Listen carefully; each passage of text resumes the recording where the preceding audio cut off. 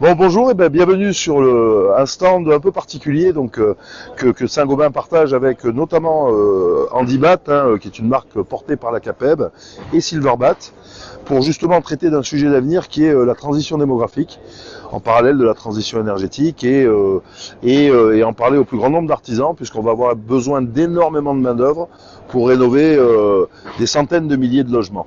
Donc juste quelques grands chiffres. Au niveau du handicap, on parle de 600 000 personnes en fauteuil roulant, ce sur quoi on a formé des entreprises. Là, on va parler de 6 à 7 millions et demi de 75 ans et plus dans les 5 ans à venir. Ce qu'on appelle le mur démographique arrive et il faut accélérer.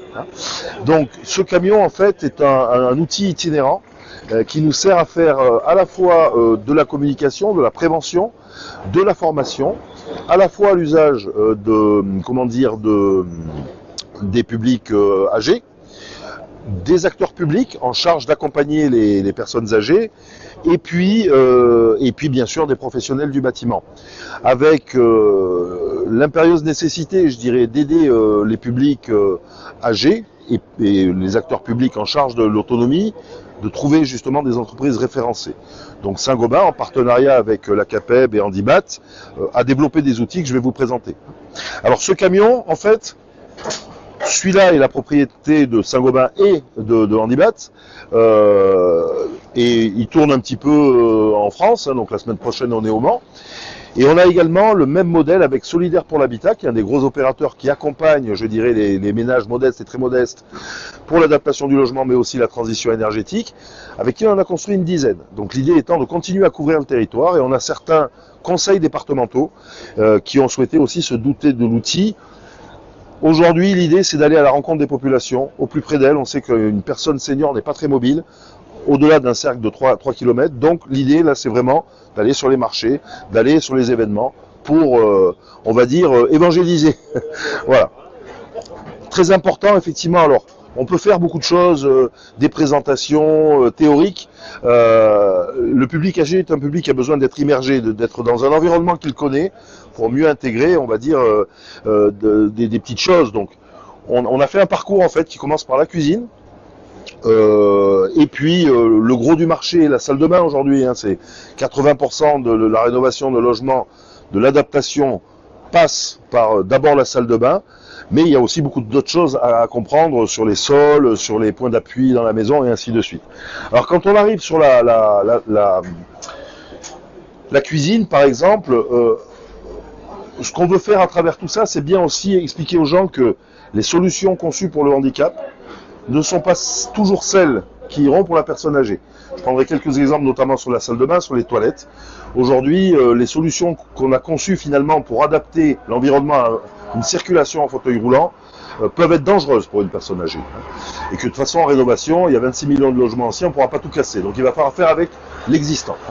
Donc typiquement, cette cuisine, c'est une création qui a été créée il y a 2 ans avec CDO et Moderna, en exclusivité. On a voulu tordre le cou à plusieurs choses. Par exemple, qu'il faut absolument des plans de travail qui montent et qui descendent, qui valent très cher. Donc aujourd'hui, on a fait une cuisine économique.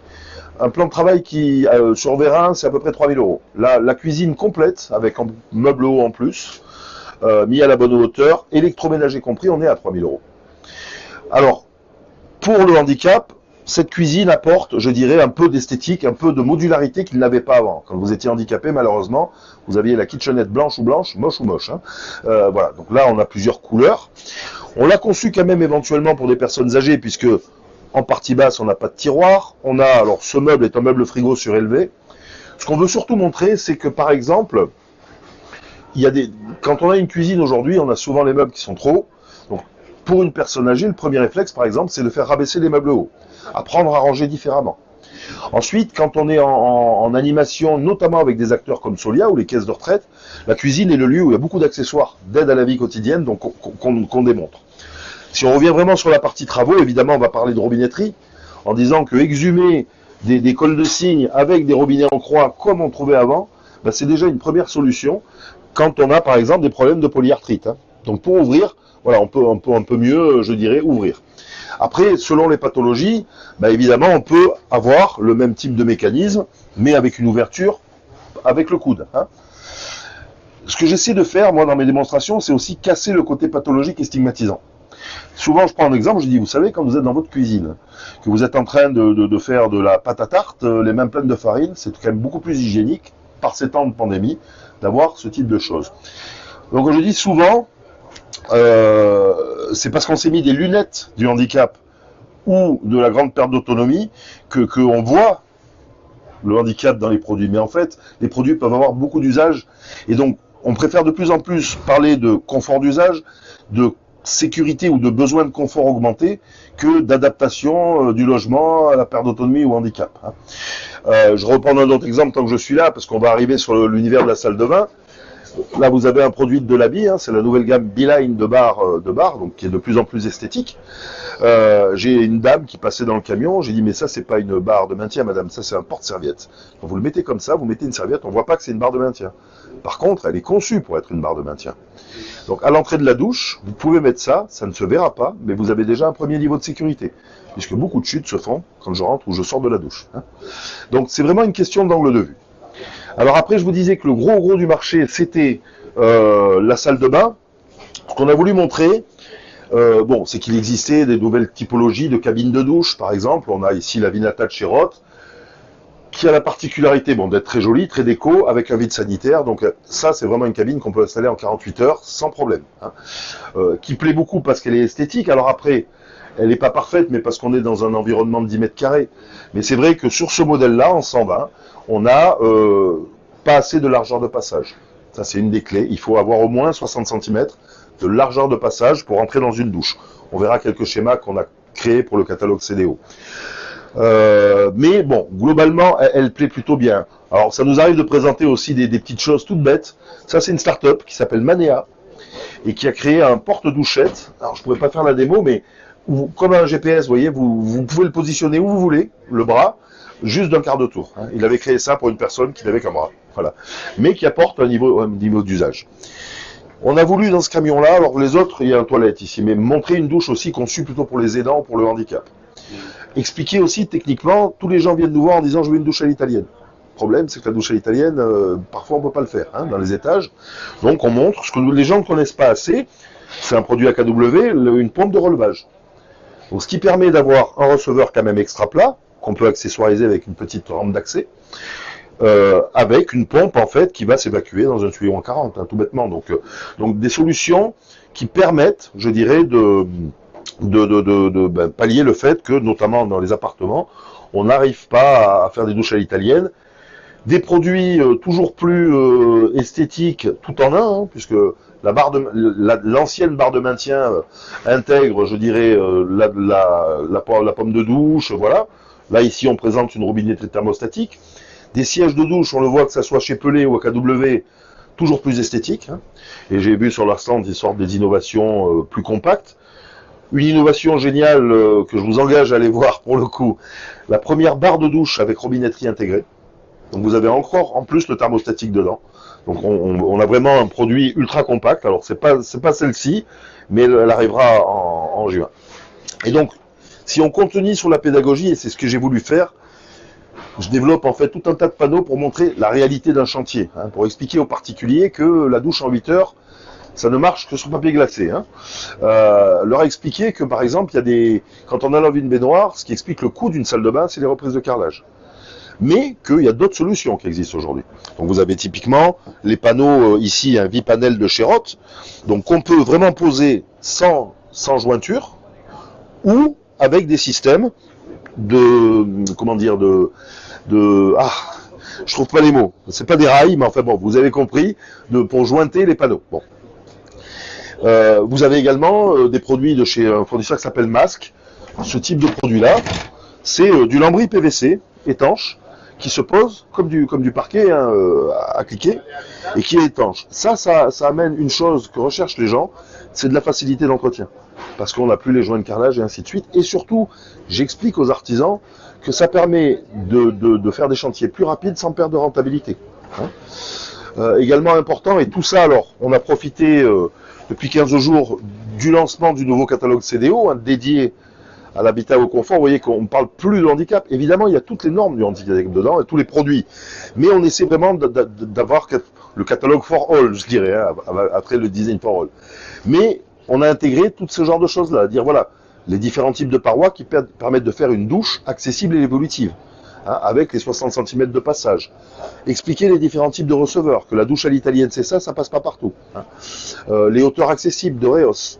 Donc l'idée c'est vraiment d'être très pédagogique. On parle aussi beaucoup d'électricité, par exemple, pour automatiser l'éclairage, des astuces de chantier. Ici par exemple c'est un interrupteur à voyant mais qu'on a inversé. Donc quand la nuit les toilettes sont éteintes, le voyant est allumé, ce qui permet de se repérer. Hein. Alors que normalement il est fait quand c'est allumé, ça veut dire que c'est allumé. Hein. Mais c'est des astuces pour dire que bien sûr qu'il y a de l'adaptation qui sont des gros travaux, mais il y a aussi de l'adaptation qui sont des simples astuces et du bon sens. Et puis dernière chose qu'on présente ici, alors on a des produits encore hein, que je présente parce que typiquement quand on va fixer des barres, il faut que le mur résiste, donc on présente la plaque Habito qui est connue maintenant, mais qui est moins connue dans cet univers médico-social. Je pense notamment aux résidences autonomie parce qu'elle est très résistante au coup notamment de fauteuils roulants par exemple. Donc l'idée c'est aussi de proposer des produits qu'on a sortis de leur contexte pour apporter une réponse concrète. Présenter également, j'ai parlé de Beeline de Delaby, mais également de nouveaux robinets électroniques, où le problème du robinet électronique, souvent, c'est que toute la machinerie était dans un boîtier sous la vasque. Là, aujourd'hui, tout est intégré dans les têtes de robinet. Donc, en fait, pour changer des piles et ainsi de suite, il n'y a plus toutes les problématiques qu'on pouvait avoir. Avec, tout le niveau de technicité que peut avoir Delaby. Et puis dernière chose qu'on présente à l'occasion de Artibat, c'est la nouvelle, alors c'est pas, la maison Saint-Gobain existe, mais on a créé une section dédiée à l'adaptation du logement. Avec les valeurs de Saint-Gobain, nous ce qu'on veut absolument, c'est mettre en relation avec des professionnels qualifiés, donc ne sont éligibles à la plateforme Saint-Gobain que les professionnels qui peuvent justifier de l'un des labels Handibat, Silverbat ou les pros de l'accessibilité. Préfigurant ce que nous on souhaite, c'est qu'à terme, les aides publiques soient conditionnées à l'obtention d'un label en laissant faire l'AFFB et la CAPEB former leurs artisans comme ils le font déjà, mais que l'État reconnaisse un label que moi j'ai appelé reconnu garant de l'accessibilité et de l'adaptation du logement, et pour boucler le parallèle entre MaPrimeRénov', MaPrimeAdapt', RGE et RG2A. Mais il ne faut pas que RG2A soit une nouvelle usine à gaz qui va impliquer des conséquences financières pour les entreprises, par exemple. Il faut juste que ça soit une sorte de label chapeau, de reconnaissance de l'État et surtout des listes nationales pour aider les usagers et les acteurs publics à retrouver des entreprises qualifiées. Ils en ont rêvé, la maison Saint-Gobain l'a fait. Donc le particulier peut aller décrire ses travaux. Comme on sait que c'est des particuliers âgés, on les rappelle, ou des enfants, des aidants un peu perdus, pour requalifier avec eux le besoin. Il y a une calculette d'estimation de travaux à des fourchettes assez larges, et à partir du moment où ils souhaitent passer l'étape supérieure, on les met en relation avec des artisans labellisés, qu'on a bien vérifiés. C'est gratuit pour le particulier, il y a une commission d'apporteurs d'affaires pour l'artisan, et nous ce qu'on souhaite c'est le plus rapidement possible couvrir le territoire national. On l'a ouvert il y a 15 jours la plateforme et il y a des demandes qui arrivent de partout. Donc maintenant on a besoin de nos partenaires artisans du quotidien avec leurs mains en or et cette petite qualification pour faire des travaux, je dirais, d'adaptation esthétique, fonctionnelle, ergonomique, durable. Et que effectivement aujourd'hui cette nouvelle frontière démographique on la passe de la façon la plus simple possible pour l'usager et pour le confort de nos anciens.